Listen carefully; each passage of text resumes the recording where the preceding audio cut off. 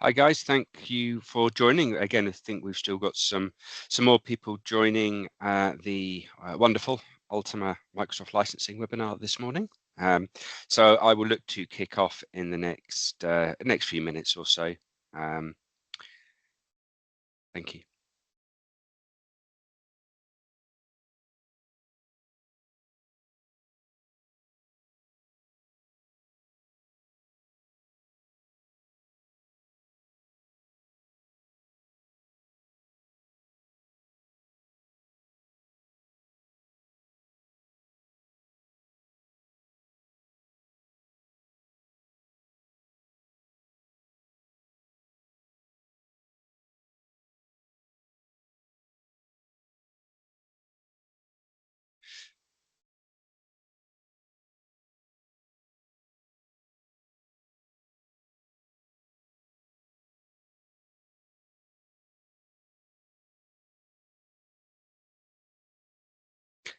Excellent stuff. I think people are still joining, so I will look to kick off in the next minute or so.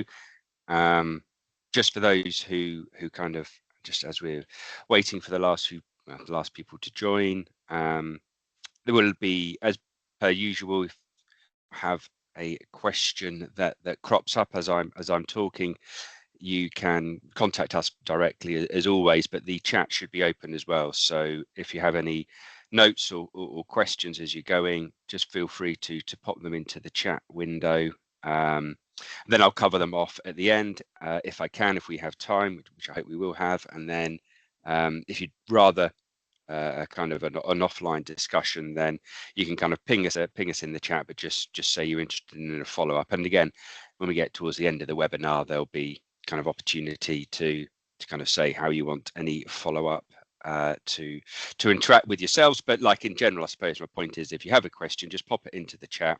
What I'll do is when we get to the end, I'll cover them off to the best of my ability, or we'll come back to you in due course.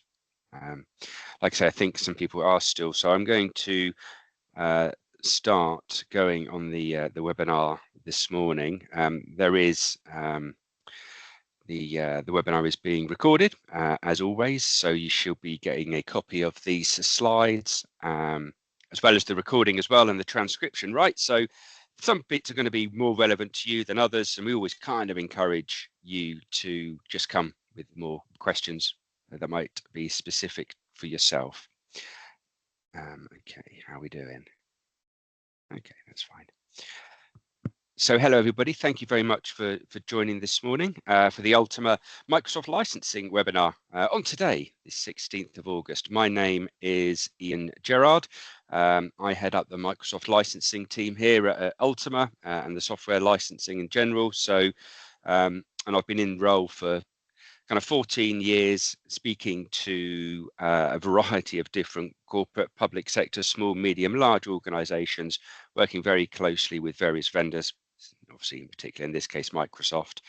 And what we'll be doing today is kind of covering those Microsoft licensing updates and kind of looking a little bit behind, well, what does this mean? What's the actual, how is this going to impact me? Is it going to be a positive, negative? How do I take advantage? How do I mitigate the risk?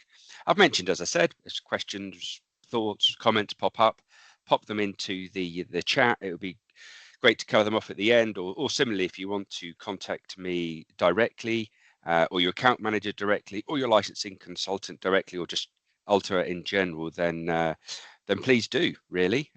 It's ian.gerrard at ultima.com, but we'll kind of leave all of the follow-up for later on. I've got on the agenda today a few bits and pieces. There have been some pretty big Microsoft updates, so we'll be covering off the removal of the Microsoft price levels and what that will or will not mean, and the implications actually on the future of the enterprise agreements and the CSP agreements.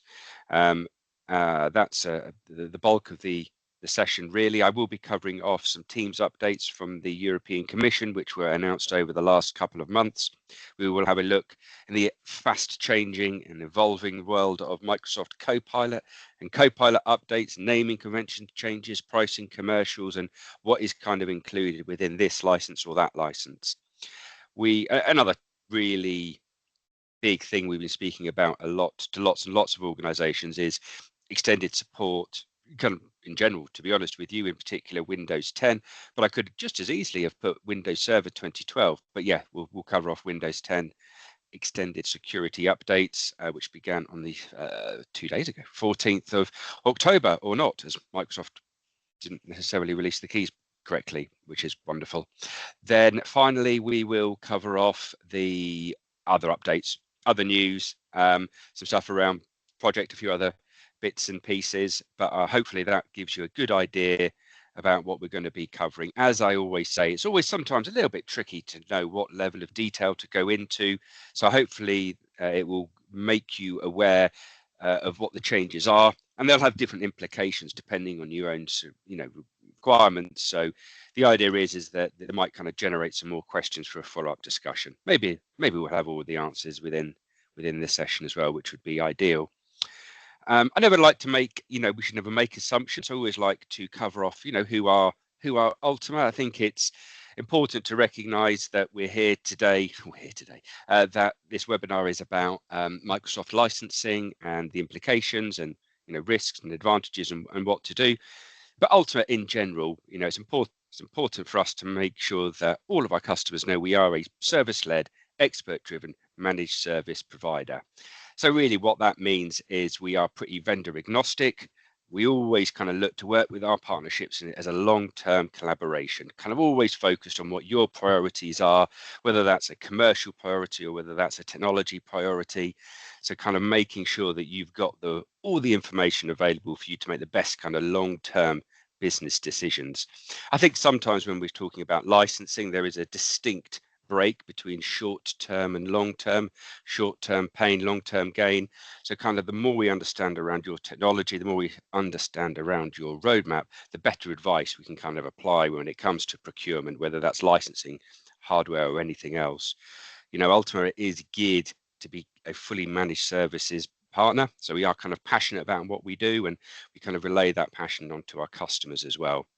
We have built several pillars within the business, but really one of the key ones, certainly aligning with market trends and with Microsoft in general, is our data automation and AI section, which is probably the fastest growing area. So we deliver multiple technology solutions to a variety of partners, a variety of customers, I should say, because we are, pretty much front to back, all the way around, all the way around. I'm really good at doing this piece, but we do lots of stuff other than just licensing, all around, just again, to reiterate, that service-led, expert-driven managed service provider. Now, let's move on to the major news from Microsoft, which is the removal of the Microsoft price levels, which will ultimately mean a price increase for a certain subsection of customers. So let's just run through what that really means, because Microsoft have always kind of sold their licenses based on price levels. If you buy X number of licenses, you trigger the next price point. Microsoft have confirmed that from the 1st of November 2025, they are going to be removing these baked in programmatic discounts across the enterprise agreement and the Microsoft products and services agreement. So that's the EA and the MPSA. So if, and if you've got a contract at the moment, these are 3-year long contracts. If you've got a contract at the moment, the pricing is not going to be, there's going to be no rug pull. The pricing is going to maintain the same for the full duration of that term. But when you reach the end of that term, you will suddenly be looking at a programmatic price increase. And I'll kind of come on to what this means and how we're tackling that, but that is what the removal of the price levels is. This is going to be affecting commercial organizations on a global basis. So it is not just a UK thing. It is not just a European Economic Area thing. It is a global change that is being implemented, and the reasons why they've done that and the future implications and the future of various agreements I will come on to, but I suppose it's kind of key to understand that key point. So if you had 2,400 users on an enterprise agreement, you'd hit level B and you'd be getting a 6% programmatic discount. So therefore, once the end of your agreement comes to an end, you'll be looking at 6%. And as you can see there, level C is 6,000 users, level D is 15,000 users, and you can see the incremental price increases that you will be looking at as an organization. If you are underneath 2,400 users, then you're right. This is actually not going to be a price increase for you. But again, there are kind of wider ranging implications, or there's some benefits that actually you're going to see due to this change, due to this strategic change from Microsoft as well. Now, we're speaking to many kind of customers who are impacted today. Certainly those customers with EA renewals in the next 3 to 6 months who are a level B, C or D customer. The current strategy around that, and obviously something we're working very closely with our customers and Microsoft with, is to effectively backdate the renewal. So kind of up to set April 2026, you're effectively already in these negotiations. And as a partner, what we'll be looking to do is backdate, use a price list prior to November the 1st, so effectively using the October price list, which is something that we kind of have the ability to do. So those customers impacted today with those renewals coming up, what we're actually able to do is leverage a renewal based on a price list where the price levels were still included, and to secure that for another 3 years. So that's obviously a significant effort that we're doing at the moment. There's going to be a slightly different impact for those level B, C and D customers coming to renewal after April the 26th, where we do not have the ability, or without kind of Microsoft direct concessions or amendments, which is absolutely what we're doing, but without that as standard, we wouldn't be able to do a backdating. So customers from April the 26th, from the 1st of April 2026 will be contending with these price increases. One thing that we've seen, and kind of speaking to Microsoft, what will this mean? At the end of the day, the reality of the situation is that we don't really expect Microsoft to implement these programmatic price increases. What they will do is the individual commercial executives aligned to the accounts will be able to effectively achieve a higher, or are going to be able to achieve a higher level of discount. So Microsoft are reducing the amount of customers that they want to manage. The reason that they're doing this is they want to push kind of more customers to CSP. So those who remain on the enterprise agreements have a dedicated account team with less other customers to look after, so they can give you more attention and all of that kind of stuff. But the other one is that they say we'll be able to kind of help you out more commercially. So the commercial executive, your CE, will say, hey, you've got a renewal due in June 2026. Previously this bill of materials would equate to a 10% discount. Now they'll be coming into these conversations saying, hey, this actually is going to qualify you for a 16% discount. But actually what it really is that same 10% discount, but then with the removal of the price levels, they can just achieve that higher discount rate. So therefore kind of present it back as a higher level of discount, but actually it isn't, because they are now removing their programmatic discounts to make it kind of more in control of the commercial executive, more in control of that Microsoft account team, so they can be seen to be influencing and working more closely aligned with customers. And there's the whole funding and incentives piece, but I'm talking specifically about the unit cost, the black and white, the price of a license. So we're seeing that those Microsoft account teams have got a higher level of discount approval. Now Microsoft will obviously not position it like that, and there'll be the usual negotiation tactics in regards to sharing and kind of understanding, roadmaps and all those kind of like good business practice. What we do is we kind of build out those 6-month EA renewal strategies. But also, let's just cut to it. Microsoft have got a higher level of discount, which has basically been empowered by removing of the programmatic discounts. So at the end of the day, is a customer actually going to get a higher level is the question. And again, customers aligned to enterprise managed. If you are, and again, there's a real, Microsoft effectively called out about 200 customers in the UK to be enterprise managed. So these are the absolute, and again, I don't 100% know if there's any of those organizations on this call, but this is again kind of indicative of Microsoft's strategy, where they're really They're investing heavily in Copilot. They're making big redundancies. They're removing account management from the majority of small to medium-sized enterprises. But those organizations who do remain managed are actually going to get a higher level of engagement, a higher level of incentive, and ultimately discount as well. But those customers who are managed is getting fewer and fewer. So that will obviously impact the futures of the enterprise agreement and the futures of those CSP agreements as well. And the truth of the matter is that so many organizations with an enterprise agreement do now have a CSP or another type of agreement on the side as well.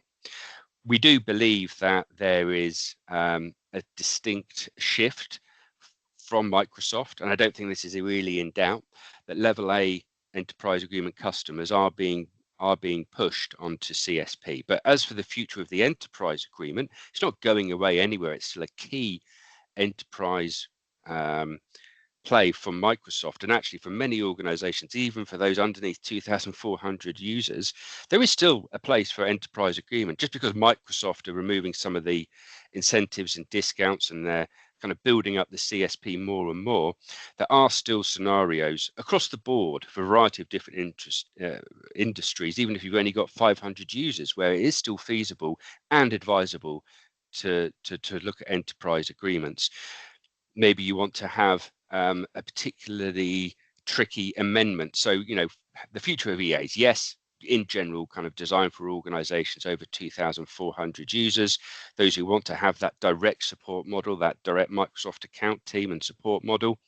If you need to have a particular amendment on the CSP, it can still be tricky to get all of the various amendments that your organization may require. If you need to have things like multi-tenancy, remap, migrating mid-term, some of the concessions around the frontline worker plans, if you need some flexibility around that and accesses to devices.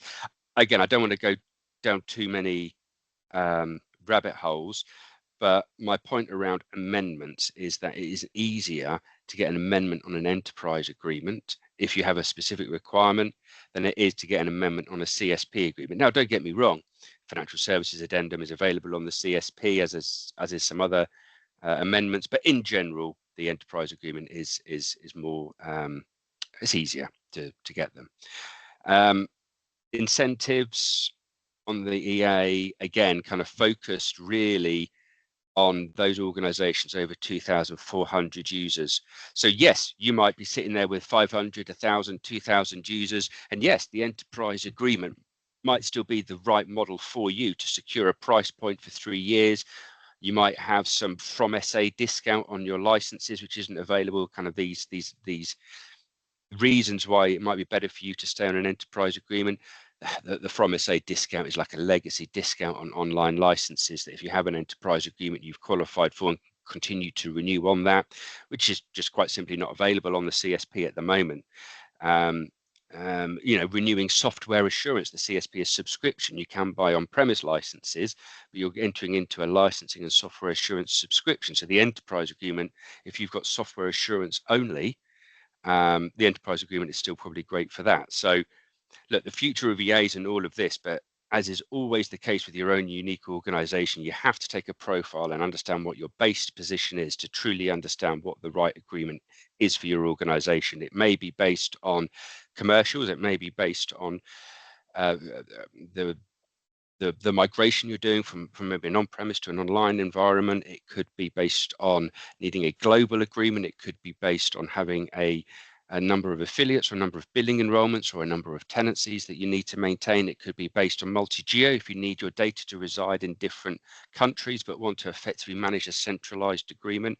So many reasons why an enterprise agreement might be correct for you, but in general, when it comes to kind of discounting commercials and licensing, there's a clear shift that Microsoft are looking to position enterprise agreements mainly for organizations over 2,400 users. Ultimate as a partner, direct CSP, EA partner, we always make sure we try and assess in that 3 to 6 month lead into the renewal, what is the best model for you based on your commercial priorities, based on your technical roadmap, or anything else in between, based on your amendments, based on your group structure, based on your global presence. Unified support costs. Very expensive. Microsoft Unified support costs is based. This is direct Microsoft support. Something goes wrong, pick up the phone to Microsoft and they fix it directly. Directly to the horse's mouth. They charge, in general, about 30 to 40% of your overall licensing spend will be the cost of your unified support cost, which is something, if you don't use it for a year and you've got a large number of licenses, there are organizations spending £500,000 plus on their unified support costs for something they may only use not a huge amount of time. Yes, you get the technical TAMs who are actually pretty great, actually, and there's a huge number of organizations who take unified support and who have needed that direct support and have benefited from working with their technical account manager and think it's an excellent service. There's some who are less effusive about it. As a partner, we could offer you a unified type support type service, but it's going to be, calling Ultima rather than calling Microsoft. We do have a unified support contract in the background, and we're looking to kind of work around what customers are looking for, but it's not going to be quite the same. So the unified support costs are only going up as well. And it is something which is going to be unique to your own organization's priorities. Azure transactions as well, you can use, you can go and pay on your credit card, you can set up a new CSP agreement, or you can put your Azure onto a EA or what is a MCA, a Microsoft customer agreement. Microsoft won't make you pay up front. Hey, you've got to give us 600,000, £1 million up front. But what they will say is we are going to challenge you to commit to spend this much each month. You're kind of signing a contract to say, yes, we will spend 400,000, £1 million in Azure consumption this calendar year. And then you spend the rest of your time trying to make sure that you draw that down. They will potentially offer you discounts, but again, to be honest, commit £1 million with Microsoft on an MCA on a 3-year term where you're having to spend a certain amount. Microsoft are only really going to be looking to giving you 3, 4, 5% discount off list for that. Whereas on a CSP agreement, you don't have that minimum requirement. You've actually got a lot more value. The partner Ultima would provide a lot more value, insights, tooling. So that whole Azure transactions is quite restrictive when it comes to the enterprise agreement, because you basically have to commit at least £1 million a year. So what it does mean with the future of the CSP agreement, and let's just quickly refresh ourselves with the CSP agreement. This is the flexible term. You can do it for 1 month, 1 year, some 3 years. It's supported by partner rather than Microsoft. It's now cheaper than the EA. A CSP for level A for a customer underneath 2,400 users, in direct license for license comparison is cheaper than an enterprise agreement. You can do online and on-premise licenses, not software assurance. The on-premise licenses is entering into a subscription model. So you might see, well, actually, I've got an enterprise agreement. I really want to use CSP. It's cheaper. It's more flexible. I can use the self-service portal. We've got flexible billing. But I've got this software assurance as well. So does that mean I have to? No, that's when you'd use a MPSA agreement. I mentioned this other side agreement. So in those types of examples, you'd take your software assurance only and move it onto like a separate MPSA rather than using that as the sole reason to renew your enterprise agreement. But again, it's across the board depending on your own unique circumstances.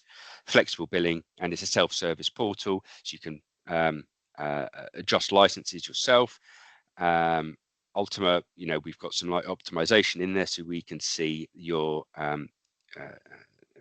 whether those licenses are being used before you order a new one. And actually, when it comes to the future of CSP, Microsoft have actually introduced some pretty strict new requirements if you want to be a CSP partner, because partners, there's maybe 11 LSP partners who can sell an enterprise agreement in the UK, and there are 200 partners who could sell a CSP agreement. Partners like Ultima will spend a lot making sure that we deliver a self-service portal that we actually add value. We can access all the levels of funding, provide all the billing options, so on and so forth. But there's some CSP partners out there as well who don't have that investment, won't do that, but will simply say, well, we will sell it cheaper than those guys down the road. So it's, in many cases with CSP, it's become a race to the bottom in regards to pricing, but that's also meant that there's like no value, no advice. So kind of finding, making sure that we're delivering value by also still being commercially competitive has been a challenge.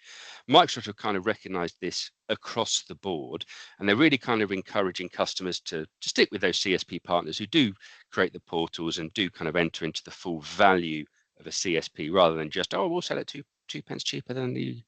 So they are introducing some really strict minimum levels if you want to continue as a direct bill CSP partner. Things such as having a revenue threshold, and Ultima hit all of these. These are being kind of implemented from the 1st of November. So yeah, having at least £1 million worth of CSP revenue, actually being an active member of the Cloud Partner Program. You must be able to have a advanced support for partners, which is effectively your own 24/7 support. So people there who are able to support customers when they call up, 24/7 break fix. Ultima's is round the clock. It's global. Security requirements that you would expect as well, having a designated security contact, multi-factor authentication enabled for all admin owners. We have to pass various credit approvals, and plus we also need to have shown experience of being a reseller for at least 12 months. So Microsoft are introducing all of this from a partner side, and then from a customer side to encourage you to move to CSP. They're releasing more and more incentives. They're making more and more prices available, more and more 3-year pricing available, step ups available, with these different types of licenses available. I mentioned that higher transaction bar for partners, but then for customers, we're seeing things such as, oh crikey, I needed to have adjusted that, so I do apologize. Where it says 20% discount on the Copilot expansion, it should be up to 20% discount. It's 10 to 20%. You kind of have to hit the top level, almost organizational wide, to hit that top 20% discount. So I do apologize, that's really poor. It shouldn't be 20% discount, it should be 10 to 20% discount top level.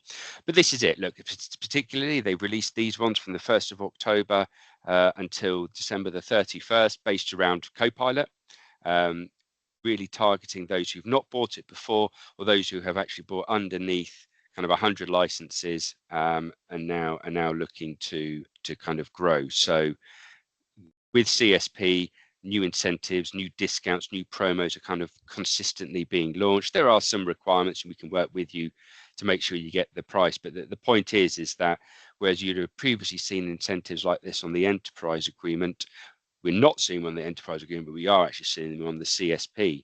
So then if you've got an enterprise agreement, sometimes suddenly you're going, well, actually, the CSP works so much better for Copilot or for this license or for that license, because that's where the incentives are this month. And kind of making yourself aware of what they are is kind of key, but also something that Ultima can absolutely help with as well in regards to those incentives. There's the MCI incentives as well, which are the Microsoft commercial incentives, kind of prepaid funding days, whether you want to have an envisioning session, like an innovation session, what the product is, whether it's a deployment or whether it's an accelerator. Hey, we've bought this, now we want to kind of get better use.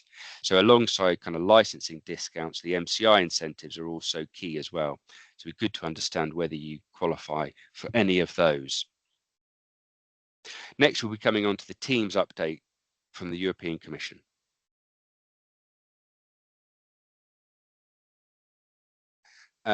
So this is really regarding the flip-flopping Microsoft have been doing about whether the Teams license is included within Office 365 and M365.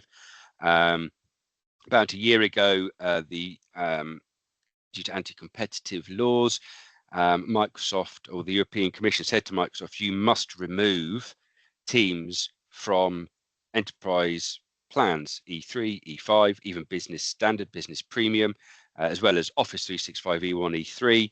And you then you could kind of buy it separately as a separate product. If you had the license already, which was already included, you were allowed to renew it as an existing user.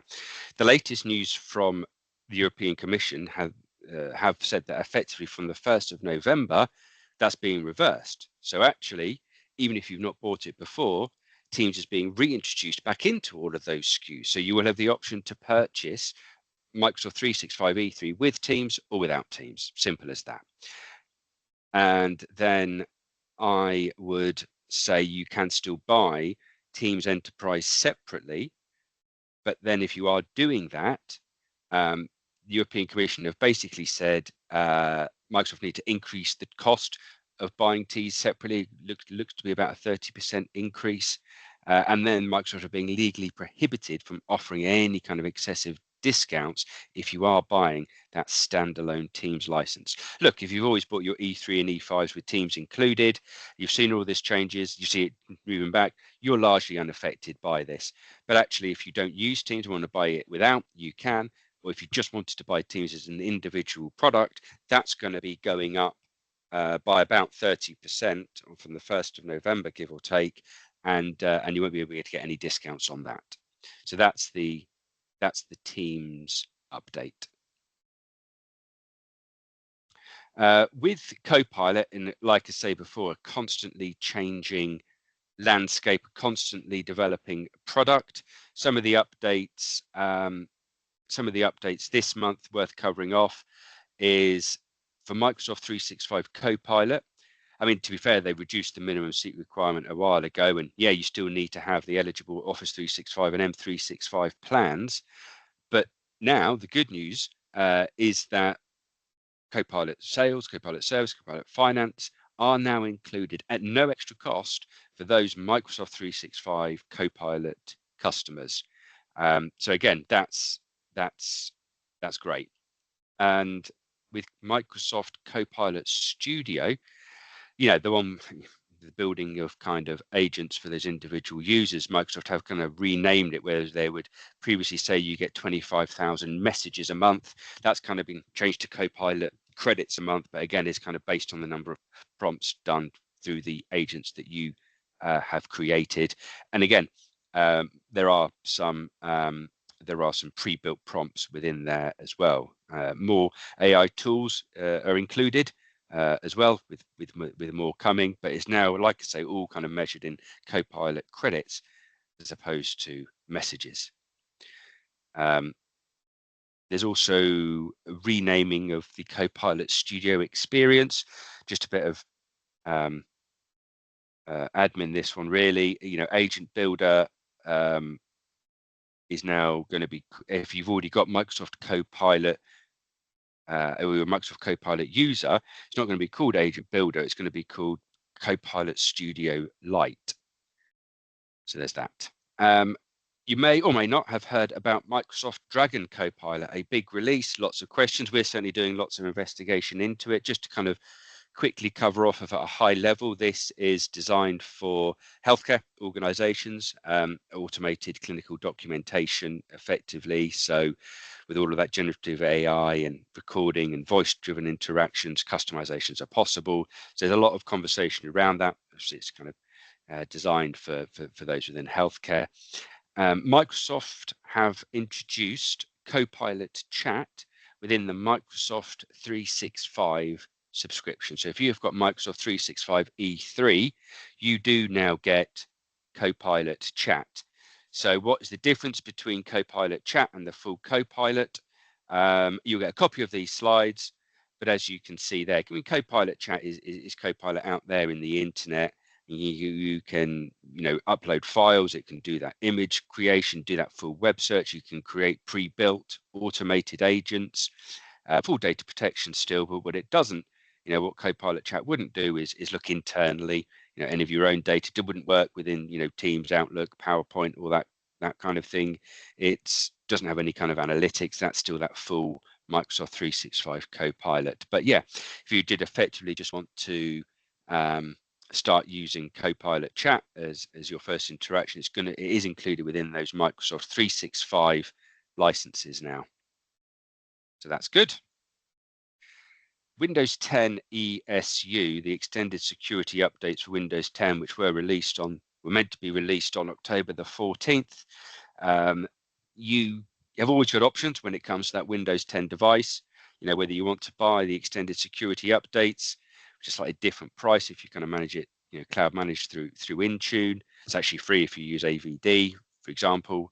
Another option would be to buy and deploy Windows 11, obviously, use Azure Arc, on-premise management for those automated updates. That would also actually negate the cost, basically remove the cost for you buying Windows 10 ESU. The vast majority of conversations that I have, that we're having with organizations, is about buying per device, ESU per device. You can buy it for 3 years. The cost each year doubles.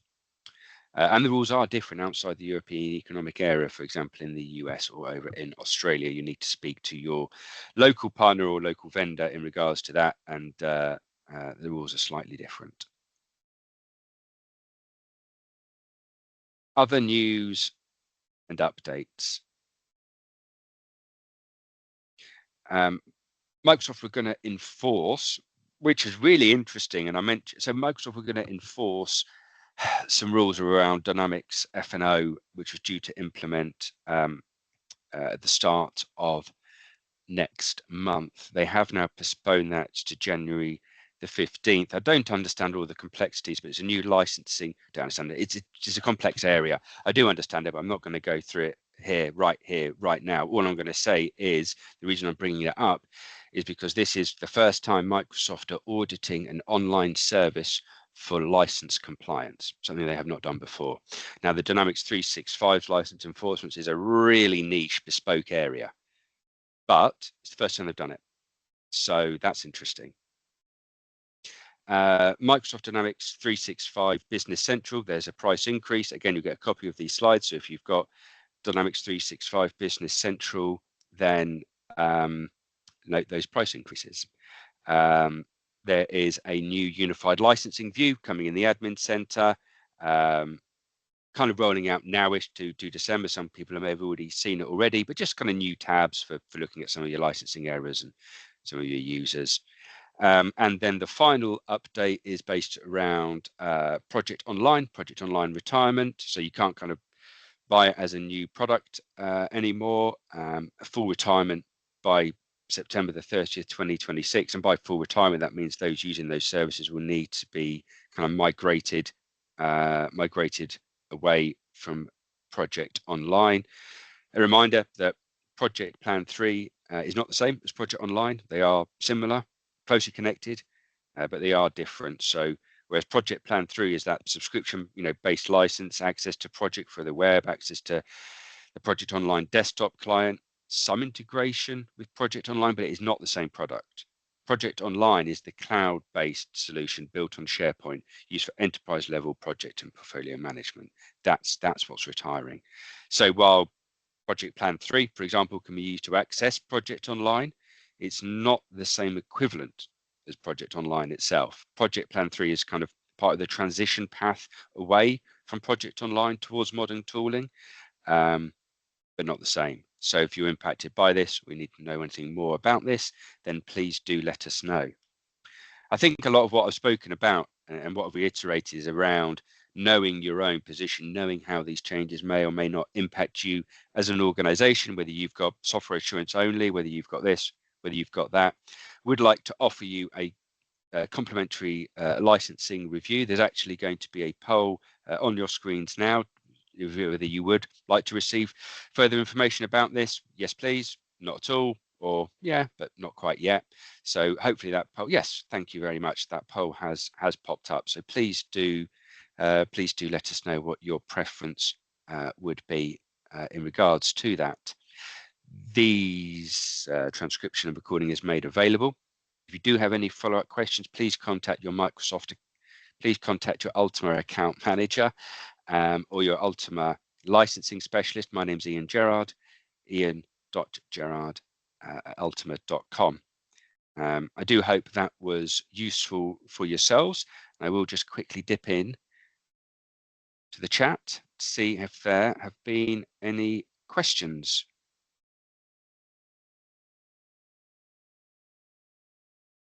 Great. There have not been any questions. Obviously, I've just covered off everything that is possible, and I've done probably the greatest job known to man. And if anyone disputes or disagrees with that, Okay, someone hasn't actually put a question in now. What is the impact of transitioning from on-premise to cloud AWS environments? Yeah, can organizations transfer their existing licenses to AWS and remain compliant? Additionally, Microsoft has imposed restrictions on current licenses for bring your own license, on SQL, on dedicated hosts. Are there any updates regarding these policies?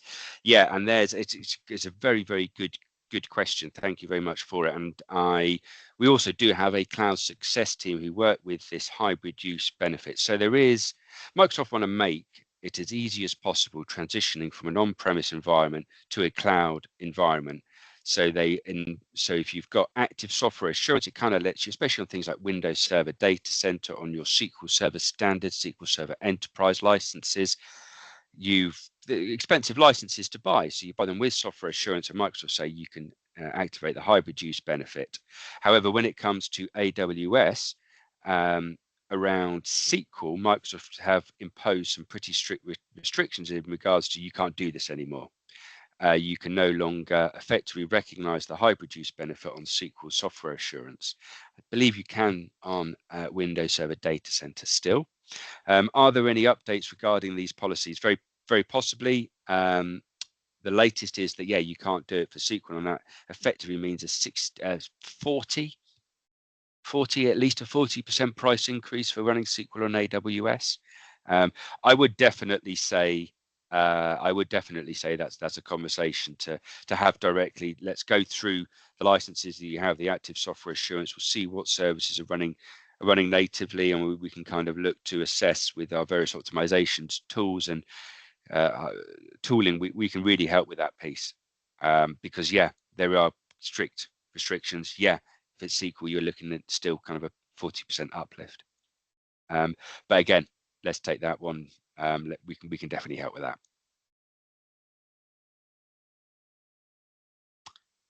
Cool. Well, look, that's it, and within 2 minutes. So look, really, thank you for your time.